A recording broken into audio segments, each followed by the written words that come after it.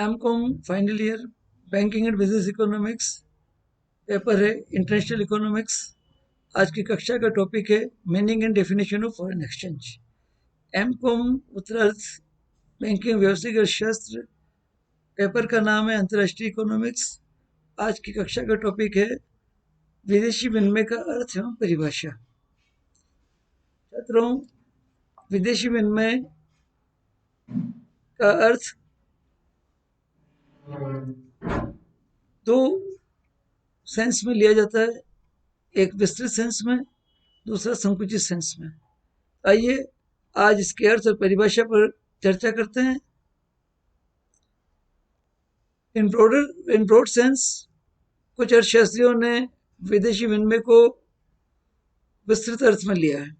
उनके अनुसार वे सभी क्रियाएं जो विदेशी विनिमय से संबंधित होती है, उसके लेन देन की क्रियाएं, उनकी दर निर्धारण की क्रियाएं, उन सबको सामूहिक रूप से, सम्मिलित रूप से विदेशी विनिमय कहा जाता है। इस सेंस में लेने वाले अर्थशास्त्री हैं हार्टले विदर्स हैं, एनके एंड सेलर हैं, और एनसाइक्लोपीडिया ब्रिटानिका में भी विस्तृत अर्थ में परिभाषा में देखने को मिलती है। इसके अंतर्गत जब विस्तृत अर्थ में हम विदेशी विनिमय का अर्थ लगाते हैं तो इसमें आमतौर से बोलचाल की भाषा में विभिन्न देशों की मुद्राओं को हम विदेशी विनिमय कह देते हैं, वो अर्थ भी इसमें आ जाता है।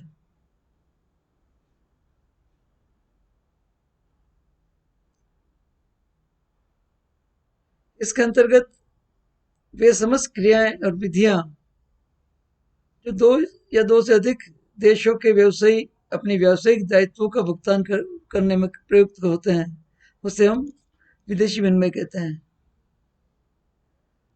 अर्थात इसके अंतर्गत वे सभी संस्थाएं जो विदेशी भुगतानों में सहायता करती है, वे सभी विधियां जिनके द्वारा विदेशी भुगतान किए जाते हैं, तथा वह दर जिसके आधार पर विदेशी भुगतान होता है, सब सम्मिलित होते हैं। इनको समेकित रूप से विदेशी विनिमय कहते हैं।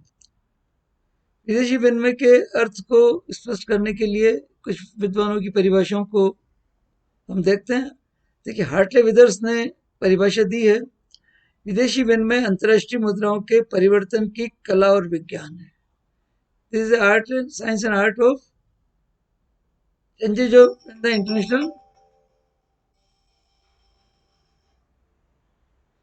Foreign exchange. यानी विदेशी विनिमय अंतर्राष्ट्रीय मुद्राओं के परिवर्तन की कला और विज्ञान को विदेशी विनिमय कहा है। एनके व सलेरा ने परिभाषा देते हुए कहा है, विदेशी विनिमय एक सामूहिक शब्दावली है जिसमें विदेशी मुद्रा में व्यक्त सभी प्रकार के विनिमय साध्य दावों अथवा दायित्वों को सम्मिलित किया जाता है।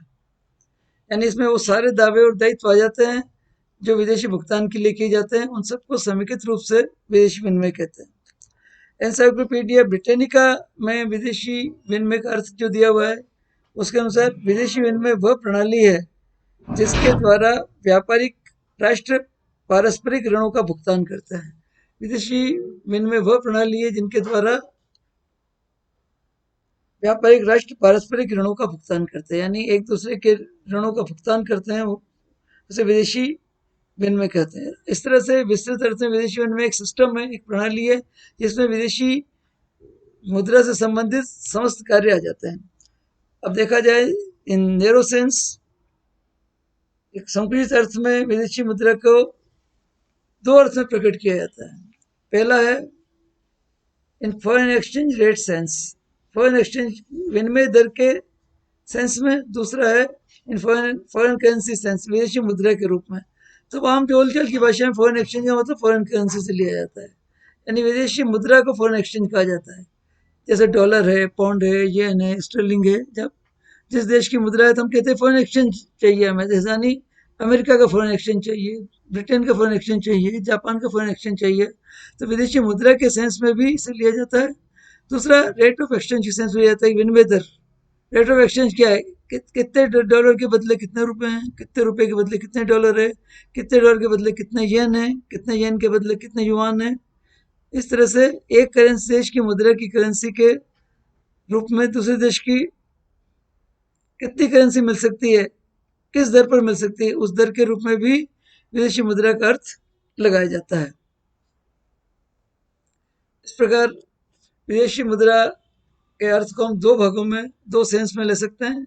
विस्तृत सेंस में एक सिस्टम के रूप में, प्रणाली के रूप में विदेशी मुद्रा संबंधित समस्त कार्यों को समाहित करते हैं।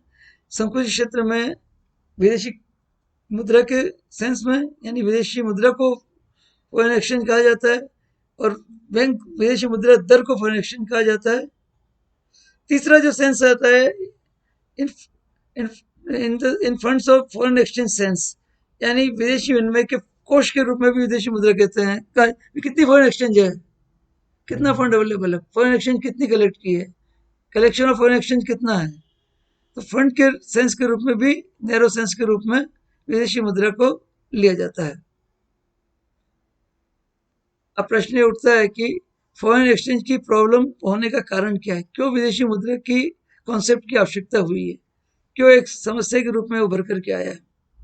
इसके लिए पहला कारण है डिफरेंट करेंसीज हैं। हर देश ने अपनी अपनी करेंसी निकाल रखी है, उनकी वैल्यू अलग अलग है, और एक देश की करेंसी दूसरे देश की करेंसी देशों में स्वीकार नहीं की जाती है। अतः जब एक देश से दूसरे देश में व्यवसाय होता है, लेन देन होता है, आयात निर्यात होता है, तो हर देश को विदेशी करेंसी की आवश्यकता होती है। तो डिफरेंट करेंसी होने के कारण भी फॉरेन एक्सचेंज का कॉन्सेप्ट आया है। दूसरा, lack of stable exchange rates. Exchange rate stable नहीं है, फ्लोटिंग है, परिवर्तनशील है, वो बदलती रहती है। तो एक्सचेंज रेट के बदलाव के, दर के बदलाव के कारण भी फॉरेन एक्सचेंज की प्रॉब्लम क्रिएट हुई है। ये फॉरेन एक्सचेंज का कॉन्सेप्ट आया है। फिर तीसरा कारण है disequilibrium in demand and supply of currency. Demand और सप्लाई की करेंसी में असाम्य, असंतुलन है। अंतर्राष्ट्रीय मुद्रा बाजार को में हम देखें तो मुद्राओं की मांग एवं पूर्ति में असंतुलन पाया जाता है। कुछ मुद्राओं की मांग उनकी पूर्ति से अधिक होती है,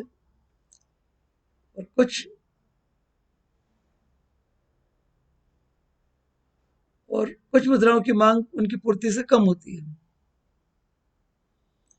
यानी इस तरह की मुद्राओं को हम हार्ड करेंसीज भी कहते हैं, दुर्लभ मुद्रा भी कहते हैं। यानी जिसकी मांग अधिक होती है और पूर्ति कम होती है, ऐसी करेंसी को दुर्लभ मुद्रा कहा जाता है। और जिनकी पूर्ति अधिक होती है और मांग कम होती है, उन्हें सुलभ मुद्रा या सॉफ्ट करेंसी कहा जाता है। और इसी कारण मुद्राओं की मांग और पूर्ति में असम्यता रहती है। और असम्यता का कारण भी फॉरेन एक्सचेंज का कॉन्सेप्ट डेवलप हुआ है, विदेशी मुद्रा के समस्या पैदा हुई है।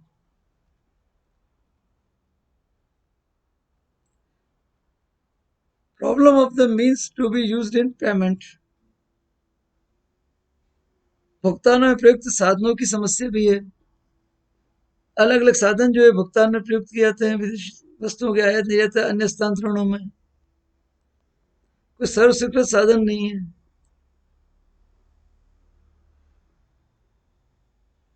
कई बार एक देश से दूसरे देश की सुलभ मुद्रा को भी स्वीकार नहीं किया जाता है। अगर मीन्स ऑफ पेमेंट की समस्या आती है, इंटरनेशनल ट्रांसफर्स की प्रॉब्लम आती है, और ट्रांसफर के लिए फॉरेन एक्सचेंज की जरूरत होती है। एक और समस्या है problem of transfer of payments. Problem of transfer of payments की भी बड़ी समस्या है, भुगतान हस्तांतरण की समस्या है। बैंकों के माध्यम से भुगतान किए जाते हैं। हालांकि आजकल ट्रांसफर के लिए बहुत सुविधाएं हो गई है, नेट बैंकिंग हो गया है, पेमेंट प्लेटफॉर्म खुल गए हैं, इसलिए अब इतनी समस्या नहीं रही है। लेकिन फिर भी फॉरेन एक्सचेंज में पेमेंट करना होता है, तो कुछ ना कुछ समस्या तो आती है। इसीलिए फॉरेन एक्सचेंज के मैकेनिज्म की जरूरत पड़ती है। बिना मैकेनिज्म के फॉरेन एक्सचेंज ट्रांसफर और पेमेंट ट्रांसफर संभव नहीं होता है। इस तरह से अलग अलग करेंसी होने के कारण, मुद्रा होने के कारण, lack of stable exchange rate of exchange के स्टेबिलिटी नहीं होने के कारण, मांग और पूर्ति में असंतुलन होने के कारण, भुगतान के जो साधन है उनकी समस्या होने के कारण, और ट्रांसफर ऑफ पेमेंट्स की प्रॉब्लम्स के कारण फॉरेन एक्सचेंज मैकेनिज्म की आवश्यकता होती है। और इस फॉरेन एक्सचेंज मैकेनिज्म को हम फॉरेन एक्सचेंज कहते हैं विस्तृत अर्थ में, और संक्षिप्त अर्थ में विदेशी मुद्रा दर को फॉरेन एक्सचेंज कहा जाता है, विदेशी मुद्रा कहा जाता है, या फॉरेन करेंसी को विदेशी मुद्रा कहा जाता है। आज की कक्षा में हमने फॉरेन एक्सचेंज के अर्थ और परिभाषा को जानने की कोशिश की, तथा फॉरेन एक्सचेंज मैकेनिज्म की क्यों आवश्यकता होती है, उसके क्या कारण है, इसको जाना। Thank you very much.